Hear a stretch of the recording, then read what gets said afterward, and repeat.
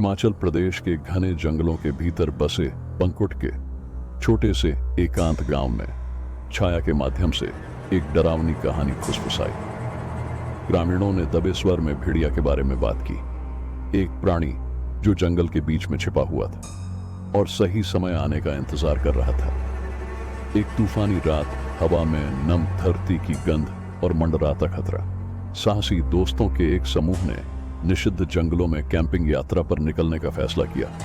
उन्होंने गांव वालों की चेतावनियों को हंसी में उड़ा दिया और भेड़िया को बच्चों को नियंत्रण में रखने की महज एक कहानी कहकर खारिज कर दिया। उत्साही आर्यन के नेतृत्व में समूह जंगल के बीचों बीच चला गया। ऊपर की घनी छतरी ने चांद की रोशनी को स्पष्ट कर दिया था, जिससे डरावनी छायाएं दिखाई दे रही थीं, जो द्वेष के साथ नृत्य करती हुई प्रतीत हो रही थी।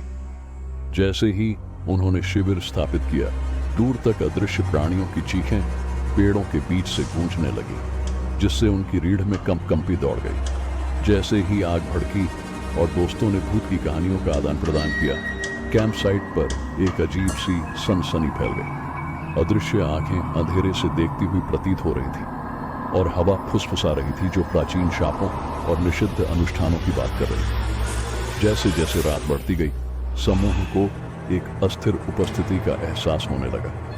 परछाइयां वहां चली गईं जहां परछाइयां नहीं जानी चाहिए थी, और हवा ने भूतिया बड़बड़ाहट में उनके नाम फुसफुसाए। उनके दिलों में डर घर कर गया, लेकिन युवाओं की बहादुरी ने उन्हें बढ़ती बेचैनी को नजरअंदाज करने के लिए मजबूर कर दिया।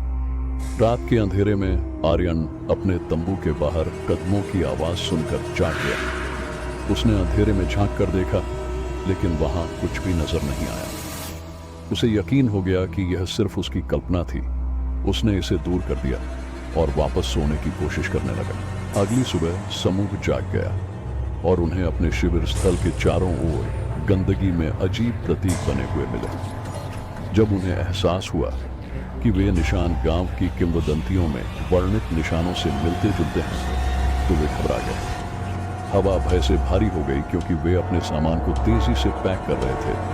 जंगल से भागने के लिए बेताब थे, जो उनके चारों ओर बंद होता दिख रहा था। लेकिन बहुत देर हो चुकी।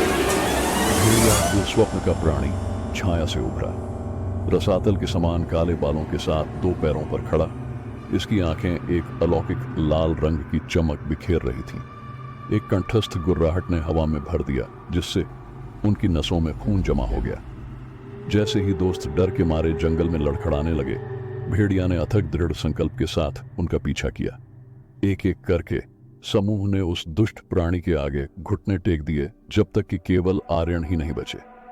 घबराया हुआ और हताश होकर उसकी नजर जंगल के भीतर छिपे एक प्राचीन मंदिर पर पड़ी। अपने द्वारा छोड़े गए साहस का आह्वान करते हुए आर्यन ने मंदिर के भीतर मिली एक पुरानी किताब से एक मंत्र का पाठ किया।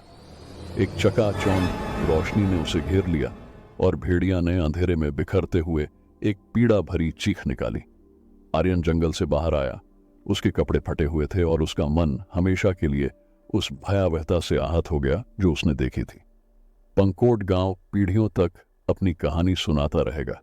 भेड़िया की एक सावधान करने वाली कहानी, जो निषिद्ध जंगलों में घूमता है, एक प्राणी जो प्राचीन शाप से पैदा हुआ था, और जब जीवित और अलौकिक के बीच की सीमा का उल्लंघन होता है, तो मुक्त हो जाता है।